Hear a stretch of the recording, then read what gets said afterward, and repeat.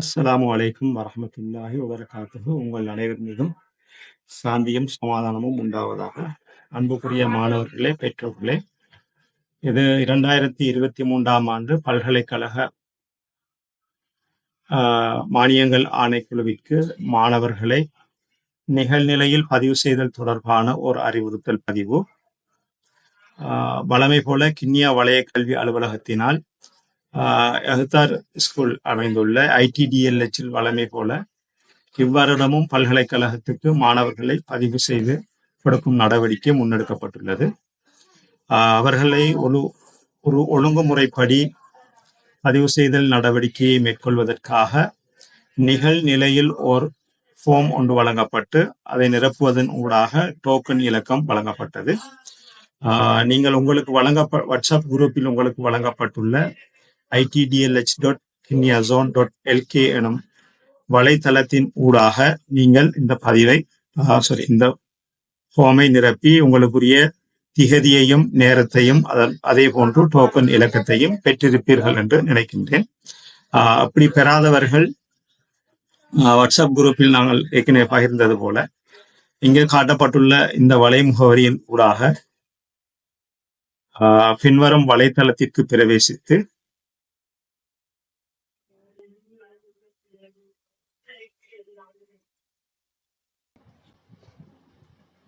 இங்கு காட்டப்பட்டுள்ள போன்று ஓர் வலைத்தளம் உங்களுக்கு கிடைக்கப்பட்டிருக்கும். இந்த வலைத்தளத்தில் மேலே இந்த சிவப்பு நிறத்தில் காட்டப்பட்டுள்ள லிங்கை கிளிக் செய்து வாட்ஸ்அப் குரூப்பில் இணைந்து கொள்ளுங்கள். உங்களுக்கு தேவையான அறிவுறுத்தல்கள், ஆலோசனைகள் குழுமத்திலே வழங்கப்படும். பின்னர் நீங்கள் டோக்கனை பெறுவதற்காக application to university admission 2023 or 24 இதை கிளிக் செய்யுங்கள்.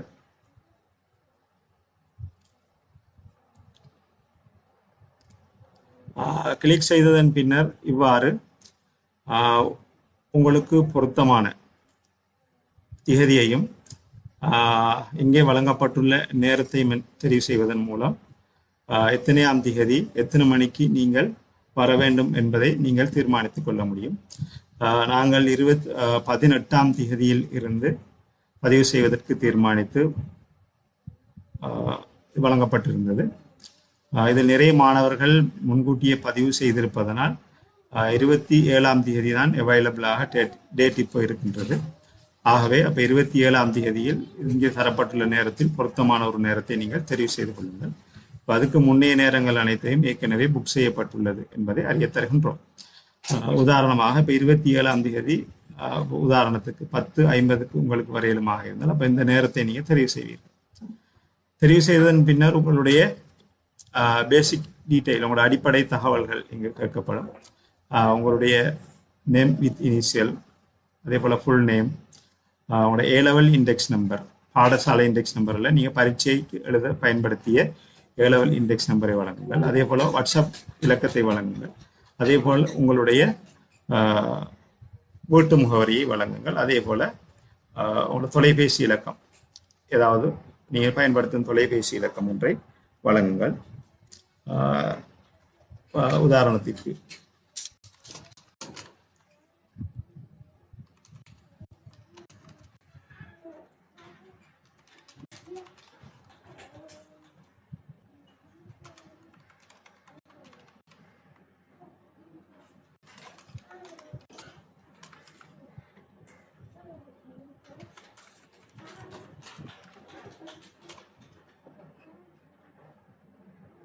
உங்களுடைய சரியான தகவல்களை இதில் வழங்குவதன் மூலம் இதை பூரணப்படுத்தவும். பின்னர் பூரணப்படுத்திய பின்னர் சமரி ஆப்ஷன் பட்டன் இங்கே காட்டப்படும், அதை தெரிவு செய்யவும். இங்கே சமரியில் உங்களுக்கு நீங்கள் தெரிவு செய்த டேட்,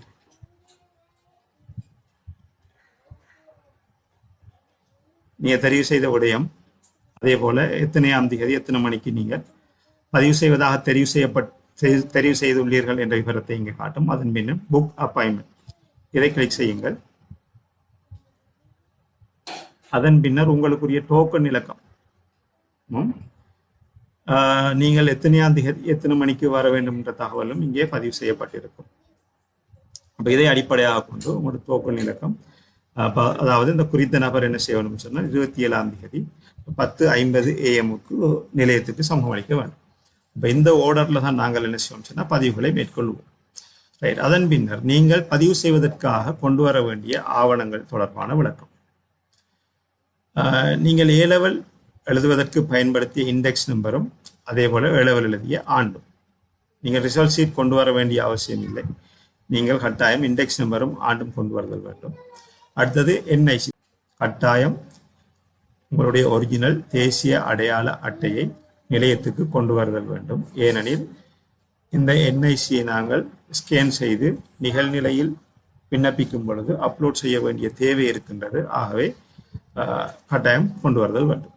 அதே போல ஒரு ஃபோன், ஒரு தொலைபேசி, இது சாதாரண தொலைபேசியாக இருந்தாலும் பரவாயில்லை, ஸ்மார்ட் ஃபோன் தான் கொண்டு வர வேண்டும் என்ற எந்த ஒரு அவசியம் இல்லை. நீங்கள் நார்மல் தொலைபேசி கொண்டு வரணும்.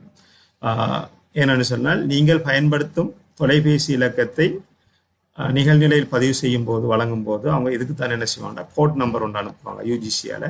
அப்போ அந்த கோட் நம்பர் எடுத்து நாம் இங்கே ஆன்லைனில் நிகழ்நிலையில் வழங்கப்படும் போது தான் உங்களோட பதிவு சரியாக நடைபெறும். ஆகவே கையில் ஃபோன் ஒன்று இருப்பது மிகவும் அவசியம். அல்லது நீங்கள் அந்த கோட் நம்பர் வீட்டில் உள்ள யாரையாவது ஃபோன் நம்பருக்கு அனுப்பப்படுமா இருந்தால் அது விரைவாக, அதாவது 2 நிமிஷத்துக்கு இடையில் கால் பண்ணி அந்த நம்பரை எடுத்து தர ஏழுமா இருக்கணும். அது சிரமம்ன்றதால நீங்கள் கையில் வச்சிருந்தா நல்லது. அதே போல் மின்னஞ்சல் முகவரி, ஒர்க்கிங் மின்னஞ்சல் முகவரி, நீங்கள் பயன்படுத்தும் மின்னஞ்சல் முகவரி அதனுடைய பாஸ்வேர்டு கட்டாயம் தெரிஞ்சித்தல் வேண்டும். நாம் ஸ்பாட்டில் லொகின் பண்ணி அதில் வார லிங்கை கிளிக் பண்ணித்தான் பதிவு செய்ய வேண்டிய தேவை இருப்பதனால் கட்டாயம் மின்னஞ்சல் முகவரி ஒன்று தயார் செய்து கொண்டு வீட்டிலிருந்தே தயார் செய்து கொண்டு வரவும், நேரத்தை மீதப்படுத்துவதற்காகவும் ஏனைய மாணவர்களுக்கு பதிவு செய்ய வேண்டியும் இருப்பதனால் நேரத்தை கருத்தில் கொண்டு நீங்கள் வீட்டில் இருந்தவாறே மின்னஞ்சல் முகவரியை இமெயில் அக்கௌண்டை திறந்து கொண்டு வருமாறு வேண்டிக் கொள்ளப்படுகின்றார்கள். அதே போல ஏற்கனவே இந்த மின்னஞ்சலை பயன்படுத்தி பல்கலைக்கழகத்துக்கு சென்ற வருடம் பதிவு செய்திருந்தால் அந்த மின்னஞ்சல்களை இந்த வருடம் பயன்படுத்த முடியாது.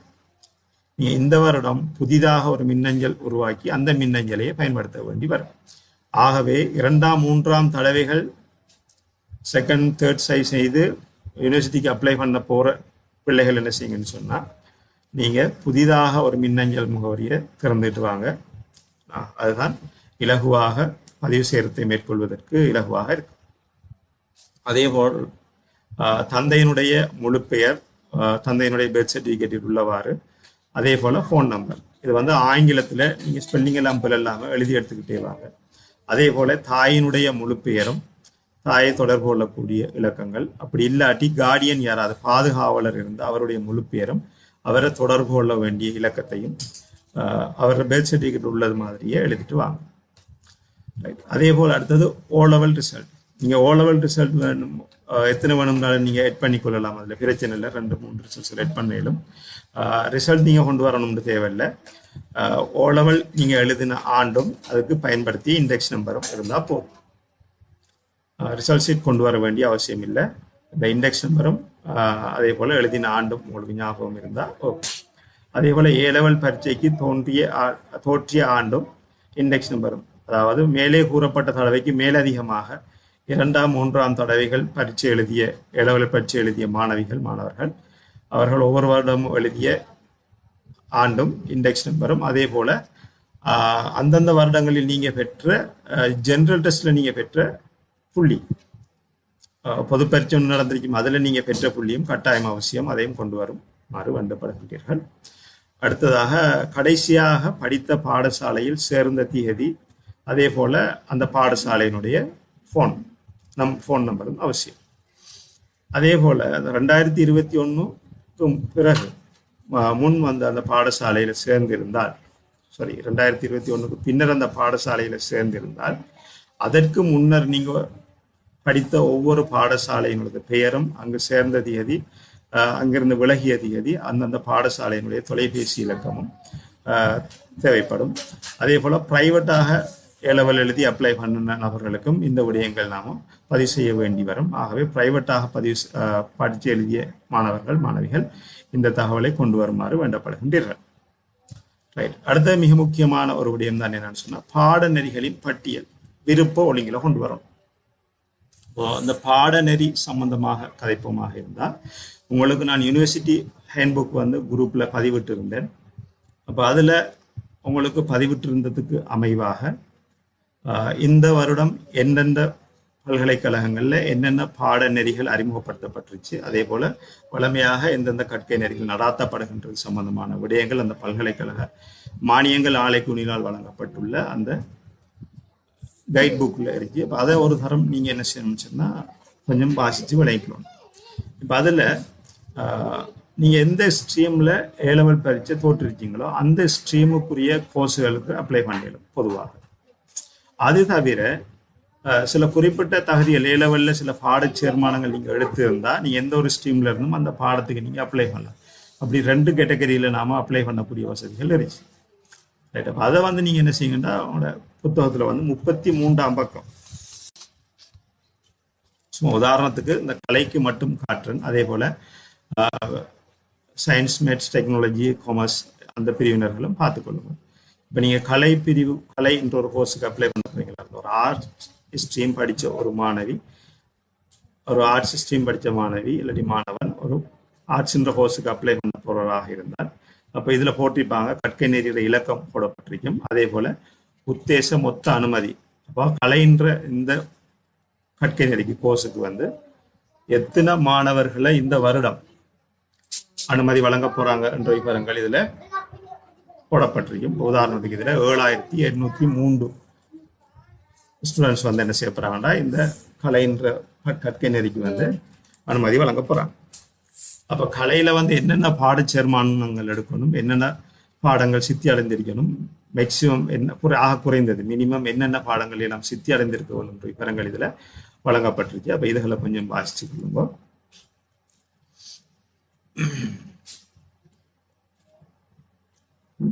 இதுல பாட சேர்மானங்கள் இதெல்லாம் எடுத்திருந்தா நீங்க அப்ளை பண்ணலாம். அதே போல இந்த கலை பாட கற்கை நெறி வந்து என்னென்ன பல்கலைக்கழகங்கள் எல்லாம் வழங்கப்படுகின்ற விவரங்கள் இதுல போடப்பட்டிருக்கு.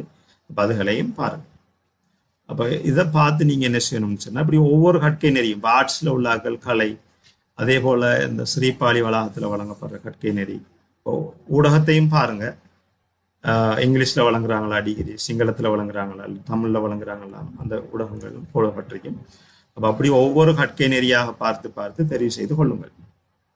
ரைட். அப்ப இதுல என்ன விஷயம்னு சொன்னா பல்கலைக்கழகத்துக்கு மாணவர்களை தெரிவு செய்யும் போது மாணவர்களினுடைய விருப்ப தெரிவு மிக முக்கியம். ஒரு பரீட்சார்த்தி 125 தெரிவுகளுக்கு விண்ணப்பிக்க முடியும். அதாவது 125 கோர்ஸ்களுக்கு வெவ்வேறு பல்கலைக்கழகங்கள்ல கோர்ஸ்களுக்கு என்ன செய்யலாம்னா விண்ணப்பிக்கிறதுக்கான வாய்ப்பு பல்கலைக்கழகங்கள் மானியங்கள் ஆணைக்குழுனால வழங்கப்பட்டுச்சு. அப்போ ஆகவே இப்போ கலையில உங்களுக்கு மிகவும் விருப்பமானது இப்போ ஒவ்வொரு மாணவனுக்கும் வந்து தனக்கு எந்த யூனிவர்சிட்டியில எந்த கோர்ஸ் முதலாவது செய்ய விருப்பம், அடுத்தது 2வது எந்த யூனிவர்சிட்டியில எந்த கோர்ஸ் செய்ய விருப்பம், அதே போல 3வது எந்த யூனிவர்சிட்டியில எந்த கோர்ஸ் செய்ய விருப்பம்னு சொல்லி அவருடைய முதலாவது விருப்பத்திலிருந்து கடைசி விருப்பம் வரை காட்டிலும் சாத்தியமான எல்லா கோர்ஸ்களையும் தெரிவு செய்து ஒழுங்குபடுத்தப்படல் வேண்டும். அப்ப இதுல நீங்க உங்களோட செட் ஸ்கோரை இப்ப பார்க்கணுன்ற அவசியம் இல்லை. செட் ஸ்கோர் வந்து ஏற்கனவே அதாவது சென்ற வருடத்தினுடைய செட் ஸ்கோர் தான் வெளியாக இருக்கே தவிர இந்த வருஷம் அது என்ன செய்யும்னா வித்தியாசப்படும். இந்த வருடம் மாணவர்கள் எடுத்த ரிசல்ட்ஸ், அந்த கோர்ஸுக்கு மாணவர்கள் அப்ளை பண்றது எண்ணிக்கை, அப்ப அதெல்லாம் பொறுத்து என்ன செய்யும்னா ஒவ்வொரு கோர்ஸுக்கும் ஒவ்வொரு வருஷம் என்ன செய்யும் சொன்னா இந்த செட் ஸ்கோர் வித்தியாசப்படும். அதை நீங்க பார்த்து அதுக்கு மெச்சாகிற மாதிரியான கோர்ஸ்களை தான் நீங்க தெரிவு செய்யணும்னு எந்த ஒரு கட்டாயமும் இல்லை. உங்களோட விருப்ப தெரிவு மிக முக்கியம். இப்போ உதாரணத்துக்கு ஒரு ஆர்ட்ஸ் படிச்ச ஒரு மாணவிக்கு வந்து உதாரணத்துக்கு இப்போ கொழும்புல வந்து லோ செய்ய விருப்பம் முதலாவது விருப்பம்னு சொன்னா இப்போ முதலாவது லோ போடும். இப்போ 2வது அவருக்கு பேராதனியாவில் லோ செய்ய விருப்பம்னா 2வது லோ. அப்போ முதலாவது என்ன பார்ப்பாங்க, அவர் கொழும்புல போட்டு அந்த லோ அவருக்கு கொடுக்கலுமான்னு சொல்லி பார்ப்பாங்க. இப்போ கொடுக்கறதுக்குரிய வாய்ப்பு இருந்தா அவர் எல்லா தகுதியும் அடைஞ்சிருந்தா அது அவருக்கே கிடைக்கும். இப்போ உதாரணத்துக்கு வச்சுக்கணும், இப்போ 3 எடுத்து லோ கிடைக்கிற ஒரு ஸ்டூடெண்ட் வந்து லோவை முதலாவது போடலை, அவர் மேல கலை வந்து சவுத் ஈஸ்டர்ன் யூனிவர்சிட்டி போட்டிருக்காரு. ஆனால் அவருக்கு லோ கிடைக்கிறதுக்கான வாய்ப்பு இருந்துச்சு. ஆனால் அவர் முதலாவது விருப்ப தெரிவு வந்து சவுத் ஈஸ்டர்ன் யூனிவர்சிட்டி கலை போட்டிருக்காருன்னு சொன்னா அப்போ முதலாவது அவர் கலை கட்டிக்கிறதுல அவருக்கு முதலாவதே கிடைச்சிருக்கு.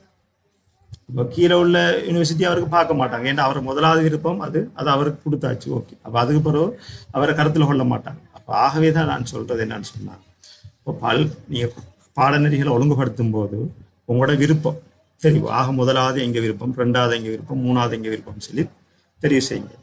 அப்போ எப்படி பல்கலைக்கழகத்துக்கு கோர்ஸில் நீங்கள் ஒழுங்குபடுத்தும் போது நீங்கள் இன்னொரு விடயத்தை கருத்தில் கொள்ளணும். நீங்கள் அந்த முடிச்சுட்டு வர கோர்ஸுக்குரிய ஜாப் ஆப்பர்ச்சுனிட்டி, வேலை வாய்ப்புகள் இருக்கா, இல்லாட்டி சுய தொழில் செய்யக்கூடிய வாய்ப்புகள் இருக்கா, அப்போ அதையும் கருத்தில் கொள்ளணும். அப்போ அதெல்லாம் கருத்தில் கொண்டு என்ன செய்யுங்கன்னு சொன்னால், இந்த விடயங்களை வேலை வாய்ப்பு இல்லாட்டி வேலை இல்லா பட்டதாரியா நீங்கள் நீண்ட காலத்துக்கு காத்திருக்க வேண்டி வரும். அப்போ அதுகளையும் பாருங்க ஏற்கனவே. அப்போ அப்படி ஒவ்வொரு துறையிலையும் நான் சும்மா உதாரணத்துக்கு ஆர்ட்ஸ் வச்சு சொல்லிட்டு இருக்கேன், அதே போல் சயின்ஸ், மேத்ஸ், டெக்னாலஜி இதெல்லாம் ஒவ்வொருத்தரும் என்ன செய்யுங்கன்னு சொன்னால், அப்போ உங்களோட ஜொப்பை தீர்மானிக்க போகிறது நீங்கள் போகிற கோர்ஸ் தான் நீங்கள் எதிர்காலத்தில் என்னவா வர போறீங்கன்றதை தீர்மானிக்க போகுது. அப்போ ஆகவே என்ன செய்யுங்கன்னு சொன்னால், கோர்ஸ்கள் ஒழுங்குபடுத்தும் போது ஜாப் ஆப்பர்ச்சுனிட்டி எப்படி இருந்துச்சு, வேலை வாய்ப்புகள் இருக்கா இல்லையான்றதெல்லாம் என்ன செய்யுங்க கொஞ்சம் பாருங்க. அதுக்கேற்றவாறு நீங்கள் ஒழுங்குபடுத்துங்க. அதே போல் இப்போ உங்களோட விருப்பத்தெரிவும் அவசியம். இப்போ விருப்பத்தெரிவு நாம் இங்கே அப்ளை பண்ணதுக்கு பிறகு உங்களுக்கு ஒரே ஒரு தரம் சான்ஸ் தருவாங்க என்னன்னு சொன்னால், விருப்பத்தெரிவை ஓர்டரை மாற்றுறதுக்கு. அப்போ அந்த டைம்லேயே நாம் என்ன செய்யலாம்னா ஓர்டர் ஒழுங்குபடுத்தலாம். இப்போ வரும்போது நீங்கள் என்ன செய்யணும்னு சொன்னால், உங்களுக்கு சாத்தியமான எல்லா கல்வி நெறிகளையும் உங்களோட கோர்ஸுக்கு அப்ளை பண்ணக்கூடிய சாத்தியமான எல்லாத்தையும் தெரிவு செஞ்சுட்டு வாங்க. அதே போல் அதை ஒரு ஒழுங்குக்கு கொண்டு வாங்க. இப்போ நிரப்பும் போது ஏதாவது பிரச்சனைகள் சந்தேகங்கள் இருந்தால் கேட்டுக்கொள்ளுங்க, நிரப்பும். இல்லாட்டி குரூப்பில் நீங்கள் மெசேஜை போடுங்க, ஏதாவது சந்தேகங்கள் இருந்தால் அது சொந்தமான விளக்கங்களை நான் தான். அப்போ பாடநெறி என் பட்டியல் மிக முக்கியமான ஒரு விஷயம். இதான் உங்களோட பல்கலைக்கழகத்தை, ஏன்னா உங்களுக்குரிய எந்த பல்கலைக்கழகம் நீங்கள் தீர்மானிக்கிறதுக்கான ஒரு வாய்ப்பு வழங்குற ஒரு இடம். அப்போ இதில் நீங்கள் தவறு விடாமல் என்ன செய்யுங்கன்னு சொன்னால் இதை நிரப்பணும். Right, okay. இப்போ ரைட், அப்போ வாட்ஸ்அப் குரூப்பில் சேர்ந்துருப்பீங்க, அதில் ஏதாவது டவுட்டுகள் இருந்தால் கேட்டுக்கொள்ளுங்க. அப்போ இந்த விடயங்கள் அனைத்தையும் என்ன செய்யணும்னு சொன்னால் பூர்த்தி செய்ய வரும்போது கட்டாயம் கொண்டு வரணும். நான் எதிர்வரும் செவ்வாய்க்கிழமை 18ஆம் தேதி 8 மணியிலிருந்து பதிவு செய்யறதுக்கான நிகழ்வு ஆரம்பிக்கப்படும். 8ஆம் தேதி யார் யாரெல்லாம் பதிவு செஞ்சிருக்கின்ற விவரங்களில் நான் குரூப்பில் பதிவிடுவேன். அப்போ ஒவ்வொருத்தரும் அந்த நேரத்துக்கு வந்துருந்தீங்கன்னு சொன்னால், நீங்கள் காத்திருக்கிற நேரத்தை என்ன செய்யலாம் தான் என்றளவு குறைத்து கொள்ளலாம். உங்களுக்கு நீங்கள் தெரிவு செஞ்ச நேரத்துக்கே வாங்க. இப்போ நீங்கள் தெரிவு செஞ்ச நேரம் இங்கே உங்களுக்கு காட்டும், நேரமும் தேதியும், நீங்கள் எத்தனாம் தேதி தெரிவு செஞ்சுருக்கீங்க, எத்தனை மணிக்கு வர போறீங்கன்ற விவரங்கள் அப்படி இருந்துச்சு.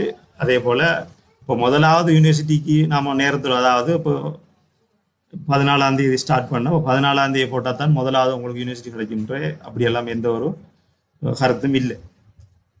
எல்லாரும் யூனிவர்சிட்டி அப்ளிகேஷன் போட்டு அதுக்கப்புறம் நீங்கள் ரீகரெக்ஷன் போட்டிருப்பீங்க. ரீகரெக்ஷன் ரிசல்ட்ஸ் எல்லாம் வந்ததுக்கு பிறகு தான் உங்களோட இந்த யூனிவர்சிட்டி செலெக்ஷன் ப்ரோசஸை யூஜிசி ஸ்டார்ட் பண்ணும். அதுக்கு பிறகு தான் என்ன செய்யும் சொன்னால், ஒவ்வொரு ஆளுக்கும் என்னென்ன கோர்ஸ் அந்த ரீகரெக்ஷன்லாம் முடிஞ்சதுக்கு பிறகு தான் என்ன நடக்கும்னா, யார் யாருக்கு என்னென்ன யூனிவர்சிட்டி. இப்போ இந்த வருஷம் ஒவ்வொரு கோர்ஸுக்கும் என்ன செட் ஸ்கோர் உள்ள மாணவிகளை தெரிவு செஞ்சிருக்கின்ற மினிமம் செட் ஸ்கோர் எல்லாம் வெளியிடும். அப்போ ஆகவே நீங்கள் சென்ற வருட செட் ஸ்கோரை ஒரு அளவு ஒரு ஐடியா ஒன்று வாரத்துக்காக பார்க்கலுமே தவிர அது உண்மையான செட் ஸ்கோர் இல்லை, எந்த வருஷத்துக்குரியது அல்ல. ஏன்னா அதில் பார்த்தீங்கன்னா சிலது நாட் குவாலிஃபைடான கேண்டிடேட்டும் இருந்திருக்கும், என்கியூசி போட்டிருப்பாங்க. அந்த குறித்த டிஸ்ட்ரிக்ட்ல இருந்து அப்போ அந்த கோர்ஸுக்கு ஆள் இல்லாமலும் இருந்திருக்கும். அப்போ இந்த வருஷம் குவாலிஃபைடான ஆள் வாரத்துக்கும் வாய்ப்பு இருந்துச்சு. அப்போ அது ஒரு அன்னளவான செட் ஸ்கோரை தவிர அப்போ அதை வச்சு நீங்கள் தீர்மானம் எதுவும் எடுக்க முடியாது. அன்னளவு தீர்மானம் தான் எடுக்கலும். அப்போ ஆகவே நீங்கள் என்ன செய்யுங்கன்னா, அப்போ உங்களோட விருப்பத்தறிவு தான் மிக முக்கியம். ஆகவே உங்களோட விருப்பத்துக்கு ஏற்ப என்ன செய்யுங்கன்னு சொன்னால், உங்களோட வசதி உங்களோட விருப்பத்துக்கு ஏற்ப நீங்கள் அந்த விருப்ப ஒழுங்குகளை ஒழுங்குபடுத்தி கொள்ளுங்க. Right, okay. அப்போ இதோட நிப்பாட்டுவோம். வேறு ஏதாவது சந்தேகங்கள் இருந்தால் கேட்டுக்கொள்ளுங்க குரூப்பில். நன்றி.